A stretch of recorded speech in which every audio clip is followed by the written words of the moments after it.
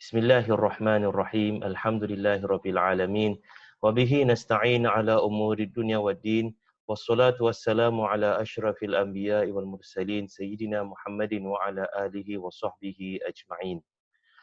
الفاتحة بنية نفل انتفاع وتعلم وتعليم والاقتداء بالنبي المختار في السر والإجهار وبنية تناصر وتعاون وتعاضد على الدين وإقامة شريعة السيد المرسلين وأن الله يرزقنا كمال النشاط والهمة والجد والاجتهاد في طلب علوم نافعة والعمل بها مع الإخلاص وطول العمر في طاعة الله وحسن الخاتمة عند الموت وإلى حضرة النبي سيدنا محمد صلى الله عليه وآله وسلم.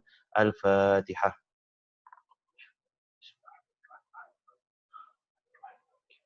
إياك.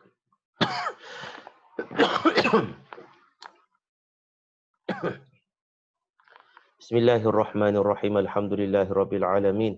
Allahumma shalli wa sallim ala sayidina Muhammadin wa ala alihi wa sahbihi ajma'in. Allahumma arzuqna ya rabbi fahman nabiyyin, hifdzal mursalin wa ilhamal malaikatil muqarrabin fi afiyatin ya arhamar rahimin. Wa sallallahu ala sayidina Muhammadin wa ala alihi wa sahbihi wa sallam. Walhamdulillahirabbil alamin. Assalamualaikum warahmatullahi wabarakatuh. Alhamdulillah, kita bersyukur kepada Allah Subhanahu Wa Taala kita dapat teruskan pengajian ulum Quran kita walaupun melalui secara maya ini, dan kita teruskan pengajian kita terhadap ayat-ayat Al-Quran yang diturunkan atas kata-kata para sahabat.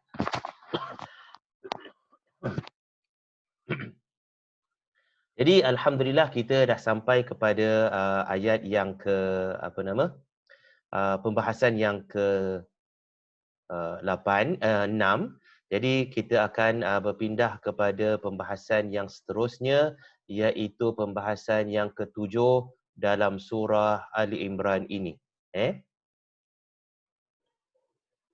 Jadi muslimin dan muslimat yang dirahmati Allah, pada pembahasan ayat yang bahagian yang ke-7 ini, ayat 140 surah Ali Imran, Allah Subhanahu wa taala berfirman, A'udzubillahi minasyaitonirrajim. Bismillahirrahmanirrahim. Wa yattakhidha minkum syuhada. Sadaqallahul azim. Wa yattakhidha minkum syuhada bermaksud dan juga supaya Allah menjadikan sebahagian kamu orang-orang yang mati syahid. Wa yattakhidha, dan juga supaya Allah jadikan minkum sebahagian kamu syuhada, orang-orang mati syahid. Nah, ayat ini diturunkan oleh Allah Subhanahu Wa Taala sempena dengan ucapan oleh wanita-wanita sahabat, yang mana dalam hadis diriwayatkan oleh Ikrimah bahawasanya wanita-wanita di Madinah ini mereka tidak menerima berkenaan peperangan Uhud untuk sekian lama. Mereka keluar untuk bertanya khabar. Mereka kemudian terserempak dua lelaki yang datang menunggang atas unta. Maka salah seorang daripada mereka bertanya, bagaimana keadaan Rasulullah sallallahu alaihi wasallam? Maka lelaki itu menjawab, masih hidup. Kemudian wanita itu berkata, aku tak kisah. Allah Subhanahu Wa Taala jadikan sebahagian daripada hamba-hambanya sebagai orang-orang yang mati syahid. Nah, kata-kata sahabat wanita ini, wa ittakhidha minkum syuhada, Allah jadikan sebagian hamba-hambanya sebagai mati syahid ini, maka turunlah ayat di atas mengandungi kata-kata wanita tersebut. Nah, ini ayat ini diturunkan ketika peperangan Uhud, dan peperangan Uhud ini berlaku tidak jauh daripada kota Madinah. Kalau sekarang ni kita pergi Madinah, daripada Masjid Nabawi kita dah boleh lihat gunung Uhud tersebut. Tak begitu jauh lah. Kalau kita jalan lebih kurang dalam 10 km saja daripada Masjid Nabawi sekarang ini. Adapun Masjid Nabawi dahulu lebih kecil daripada Masjid Nabawi sekarang. Jadi berlakunya peperangan Uhud tersebut, kemudian sahabat semua keluar hari pertama, kemudian hari yang kedua peperangan semua selesai. Sebab peperangan Uhud ini berlaku pada satu hari, kemudian malamnya dan esoknya habis peperangan tersebut. Tentera musyrik Quraisy mereka balik ke Mekah. Mereka sangkakan mereka dah menang, jadi mereka tak nak teruskan peperangan, mereka balik ke Mekah. Makanya apabila hari kedua, para sahabat-sahabat wanita ni terfikir kenapa tak balik-balik, bukan jauh sangat peperangan tersebut. Uhud tu dekat saja. Jadi mereka pun keluarlah. Nak pergi pada Uhud, nak tengok kabar apa cerita peperangan ini. Dah 2 hari tak balik, mereka punya suami, mereka punya isteri, mereka punya abang, mereka punya anak lelaki dan sebagainya, mereka tak keluar-keluar. Jadi kerana itu mereka keluar pergi kepada tempat Uhud tersebut, perjalanan ke Uhud. Dan mereka nampak ada lelaki yang pulang ke Madinah naik unta. Maka mereka bertanya kepada lelaki tersebut, bagaimana keadaan Rasulullah sallallahu alaihi wasallam? Jadi maknanya soalan tersebut bukanlah maksudnya Rasulullah tu hidup ke ataupun dah mati syahid. Tidak. Maksudnya bila tanya bagaimana keadaan Rasulullah sallallahu alaihi wasallam tersebut, maknanya bagaimana keadaan kaum muslimin. Peperangan ini berakhir dengan kekalahan ataupun kemenangan. Jadi tanya tentang Rasulullah sallallahu alaihi wasallam adalah bertanya tentang keadaan orang-orang Muslim secara keseluruhannya. Maka sahabat tu tak faham. Sahabat yang naik kuda, naik unta ni tak faham. Maka dia kata, ya Rasulullah SAW masih hidup. Sedangkan tujuan soalannya itu bukanlah maknanya keadaan Rasulullah SAW, tetapi keadaan bagaimana peperangan itu berakhir. Menang ataupun kalah. Maka kerana itu wanita tu pun kata, aku tak kisah. Maknanya Rasulullah SAW, aku tak kisah jawapan kau tersebut. Itu Rasulullah SAW hidup ke, mati syahid ke, itu urusan Allah Subhanahu Wa Taala, kerana Allah Subhanahu Wa Taala akan jadikan sebahagian daripada hamba-hambanya orang yang mati syahid. Mungkin Rasulullah SAW mati syahid. Jadi wanita tu kata, aku tak kisah. Yang maksudnya maksud aku itu bagaimana keadaan peperangan, kita menang ataupun kita kalah. Maksudnya gitu. Tetapi Allah Subhanahu Wa Taala ambil kata-kata wanita ini, wa ittakhidha minkum syuhada. Allah Subhanahu Wa Taala turunkan ayat Al-Quran dalam surah Al-Imran, dan surah ini, ayat ini dimasukkan dalam cerita-cerita berkenaan dengan peperangan Uhud. Allah Subhanahu Wa Taala akhir ayat 140 tersebut dengan wa ittakhidha minkum syuhada, dan Allah jadikan sebahagian daripada kamu sebagai orang yang mati syahid. Allah jadikan sebahagian daripada kamu ini orang yang mati syahid. Maknanya dalam peperangan sudah pasti ada yang mati syahid, dan ramai yang mati syahid dalam peperangan Uhud tersebut. Kerana itu Allah Subhanahu Wa Taala turunkan ayat tersebut atas kata-kata sahabat wanita itu. Jadi itulah sebab turunnya ayat penghujung 140 surah Ali Imran tersebut. Sekarang kita berpindah pula kepada pembahasan yang ke-8. Kalau kita lihat dalam video ini, ayat 144 surah Ali Imran. Nah, Allah Subhanahu Wa Taala berfirman dalam surah Ali Imran ini, A'udzubillahi minasyaitonir rajim. Wa ma Muhammadun illa rasul qad khalat min qablihi ar-rusul. Afa imma ta'aw qutilan qalabatum ala a'qabikum. Wa may yanqalib ala aqibaihi falan yadurrallaha syai'a wa sayajzillahu syakirin. Yang mana bermaksud, dan Muhammad itu sallallahu alaihi wasallam tidaklah lain hanyalah seorang rasul yang sudah pun didahului oleh beberapa orang rasul. Apakah jika dia mati atau dia itu dibunuh, kamu akan berpaling tadah menjadi kafir? Jadi Allah Subhanahu Wa Taala turunkan ni ayat panjang afa imma qutilan qalabtum ala aqabikum wa man yanqalib ala aqibaihi fala yadurrallaha syai'a. Barang siapa yang berpaling menjadi kafir, maka dia tidak akan dapat memudaratkan Allah Subhanahu Wa Taala sesuatu apapun.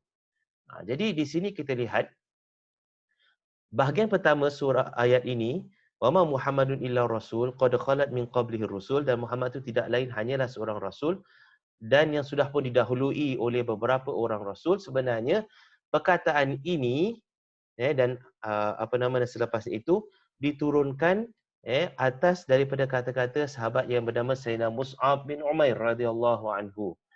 Dan mengikut Ibn Sa'ad dalam kitab Tabaqatnya, Mus'ab bin Umair radhiyallahu anhu ini mengikuti peperangan di Uhud. Dan peperangannya sangat dahsyat. Dia bermula dengan kekalahan umat Islam dan kemudian berakhir dengan kemenangan umat Islam. Jadi dalam peperangan tersebut, Mus'ab radhiyallahu anhu diberikan tanggungjawab membawa bendera tentera Islam. Jadi bendera tentera Islam ini dalam peperangan atau bendera tentera ini merupakan sesuatu yang sangat penting. Tak boleh jatuh. Sebab kalau dia tu jatuh, itu menunjukkan signal kepada semua orang Islam atau semua tentera tersebut bahawasanya mereka dah kalah. Jadi apabila jatuhnya bendera, ia akan melemahkan semangat askar yang berperang tersebut. Ini cara berperang cara dahulu. Jadi Mus'ab bin Umair radhiyallahu anhu diberikan tanggungjawab untuk pegang bendera dan jangan jatuhkan. Jadi ini sesuatu yang penting. Maka dalam peperangan tersebut, mengikut Ibn Sa'ad dalam kitabnya, tangan kanan Mus'ab bin Umair ini dipotong oleh musuh. Jadi potong tangan dia. Jadi bendera tu kalau sekiranya jatuhlah, tapi sebelum jatuh daripada tangan kanan Mus'ab radhiyallahu anhu yang dipotong ini, tangan kirinya ambil bendera tersebut. Jadi masih lagi tegak. Jadi maknanya menunjukkan bendera tu masih tinggi. Jadi umat Islam masih lagi dalam keadaan peperangan, bukanlah mereka itu dah mengaku kalah. Jadi tentera datang ini dan mereka mesti mencari orang yang pegang bendera agar bendera tu jatuh sebagai signal yang mereka kalah. Musuh mereka kalah. Jadi orang-orang Quraisy musyrik ini datang dan pergi kepada Mus'ab, dia tengok masih lagi bendera tu tegak, maka ditetap pula lah tangan kirinya agar bendera tu jatuh. Agar bendera tu jatuh. Jadi bendera tu dah jatuh sebab tangan kiri dia tu dah kena tetap. Maka Mus'ab bin Umair terus peluk, rangkul dengan apa yang sisa baki daripada tangan dia tersebut. Mungkin dia potong kat tangan kanan sini ke, dekat lengan ke, dekat wrist ke, lengan ke, ataupun dekat siku ke, kita tak tahu. Tapi dipotong. Kemudian apa yang sisa baki daripada tangan Mus'ab ini, Mus'ab rangkul, dia pegang bendera tersebut agar tidak jatuh bendera itu. Sampailah dia itu mati syahid, dibunuh oleh orang-orang kafir musyrik tersebut. Jadi dia mati dalam pegang bendera kerana itulah maknanya satu perkara amanah yang telah diberikan kepadanya. Pastikan bendera itu tak jatuh. Jadi kalau bendera jatuh, signal yang umat Islam kalah. Jadi Mus'ab bin Umair ini apabila dia itu dipotong tangan kanannya, terlepas daripada bendera, dia ambil tangan kirinya bendera tersebut, kemudian dia baca. Dia keluar daripada mulutnya, wama Muhammadun illa rasul qad khalat min qablihi rusul. Dan tidaklah Muhammad itu sallallahu alaihi wasallam tidak lain hanyalah seorang rasul yang sudah pun didahului oleh beberapa orang rasul. Jadi dia remind himself, dia ingatkan diri Nabi Muhammad sallallahu alaihi wasallam itu seorang nabi. Seperti mana nabi-nabi yang sebelumnya. Kemudian diingatkan diri, afa imma ta qutilan qalabtum ala aqabikum. Adakah dalam peperangan yang sangat dahsyat ini kemungkinan Nabi Muhammad SAW tu akan mati juga sebab apa, dah teruk, umat Islam dah dikepung depan dan juga belakang. Jadi mungkin Rasulullah SAW akan mati syahid juga. Jadi diingatkan diri dia, Nabi Muhammad SAW itu seorang Nabi dan dia juga manusia dan juga telah diutus para Nabi dan Rasul sebelumnya. Adakah kalau Nabi Muhammad SAW itu mati, kamu akan berpaling tadah, kamu akan balik kepada kem orang-orang musyrik, balik pada agama asal kamu tersebut? Jadi dia tanya soalan, dia ingatkan diri ni, jangan sampai berlaku sedemikian. Jangan sampai kalau Rasulullah SAW mati syahid, orang-orang Islam atau dia sendiri secara personal balik kepada agama nenek moyang mereka. Sebab diingatkan dirinya sendiri, yang diikut, yang disembah ialah Allah Subhanahu Wa Taala. Agama-agama Allah Subhanahu Wa Taala, bukan sembah Rasulullah SAW. Peperangan itu adalah peperangan untuk Allah Subhanahu Wa Taala. Rasulullah SAW mungkin mati syahid, kepada dia lah. Tapi itu kan bermakna bahawasanya peperangan itu selesai, kerana peperangan itu adalah untuk Allah Subhanahu Wa Taala. Jadi adakah kerana Rasulullah SAW kalau mati syahid, peperangan ini kamu berhenti? Kalau kamu berhenti, maknanya kamu perang kerana Rasulullah SAW, bukan kerana Allah. Jadi dia cakap, adakah kamu, kalau kamu nak berpaling tadah kalau Rasulullah SAW mati syahid? Jadi diingatkan diri dia tersebut. Kemudian dipotong tangan kirinya, dia rangkul dengan badannya dan dicakap yang sama juga, wama Muhammadun illa rasulun qad khalat min qablihi rusul. Dan bukanlah Muhammad itu melainkan seorang rasul dan telah berlalu sebelumnya beberapa rasul-rasul yang lain. Afa immata, adakah apabila mati Muhammad tersebut sallallahu alaihi wasallam, in qalabtum ala anqabikum, kamu akan kembali kepada agama nenek moyang kamu. Jadi ini dia keep on reminding himself. Sampailah dia itu mati dibunuh. Jadi kata-kata Mus'ab ini semangat kepada dia untuk terus pegang bendera, terus berjuang walaupun dah potong tangan kanan, dah potong tangan kiri, sampailah dia mati syahid tersebut. Allah Subhanahu Wa Taala ambil kata-katanya sebagai penghormatan juga kepadanya dan juga sebagai satu peringatan kepada orang-orang Islam bahawasanya Rasulullah sallallahu alaihi wasallam hanyalah seorang nabi dan rasul yang didakwah, yang diseru oleh Rasulullah sallallahu alaihi wasallam adalah tauhid, sembah pada Allah Subhanahu Wa Taala. Jadi janganlah kalau Rasulullah sallallahu alaihi wasallam tu wafat, kamu ini macam hilang panduan, kamu balik kepada agama asal kamu. Tidak. Tujuan Rasulullah sallallahu alaihi wasallam untuk menyebarkan tauhid dan itu kamu kena pegang. Maka Allah Subhanahu Wa Taala kekalkan kata-kata Sayyidina Mus'ab bin Umair ini dalam Al-Quran, dalam surah Ali Imran tersebut, ayat yang keberapa? Ayat yang ke-144.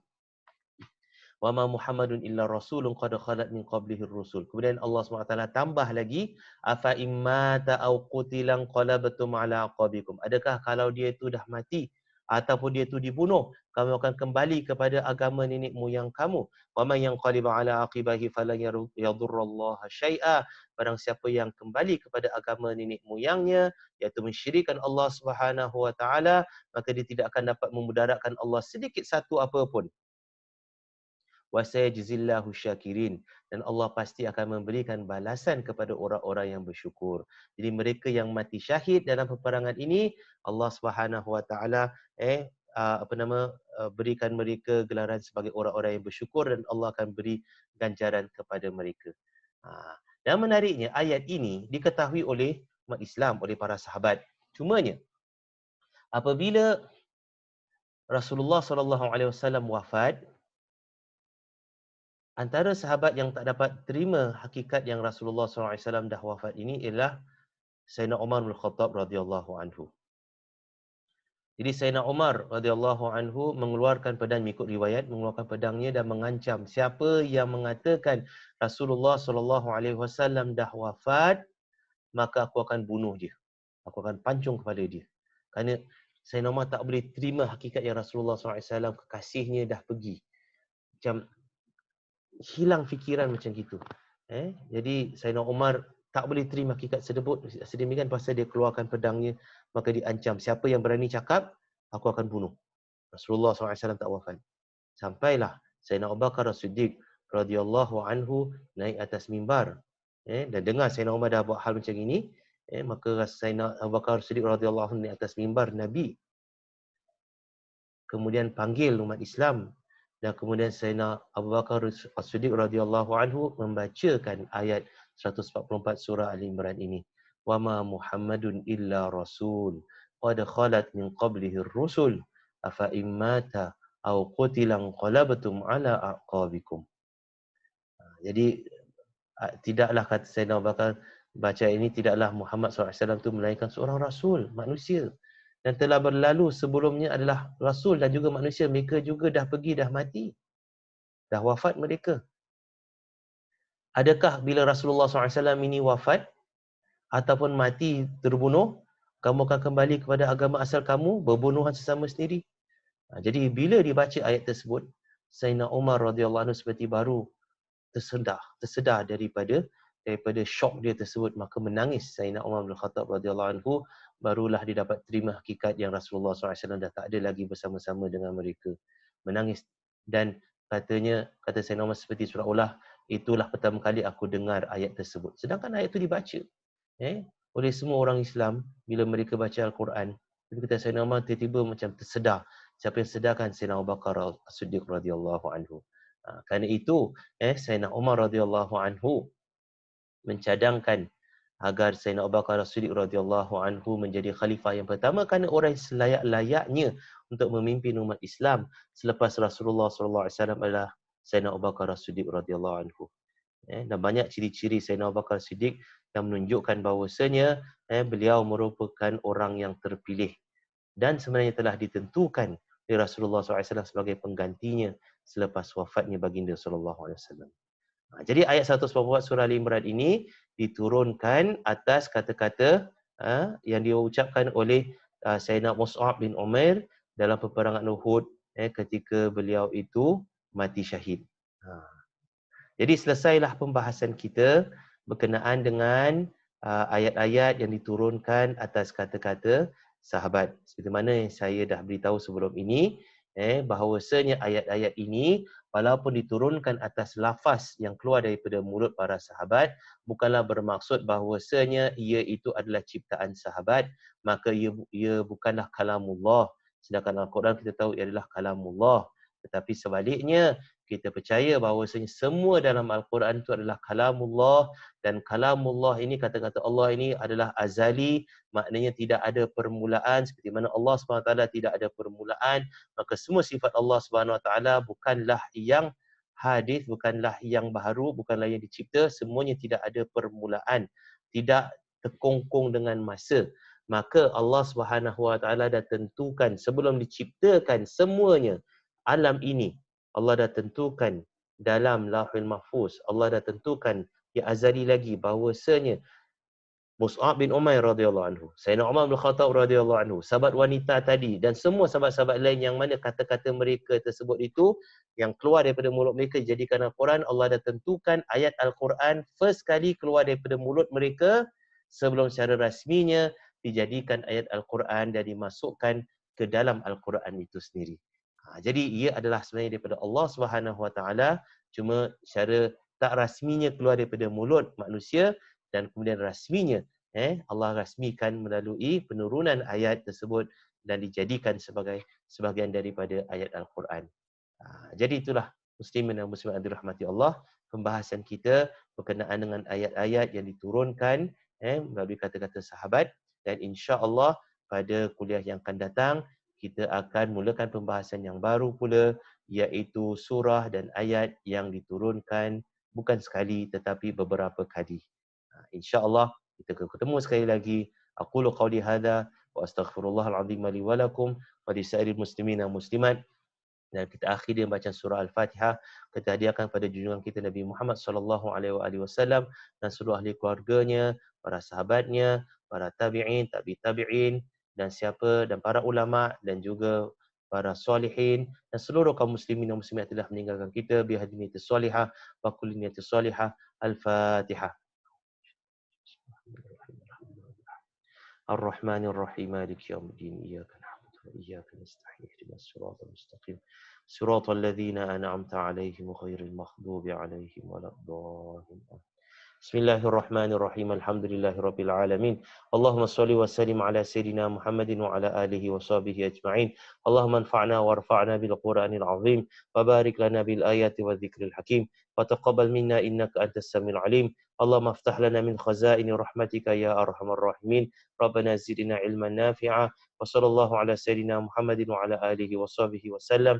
Walhamdulillahirabbil alamin.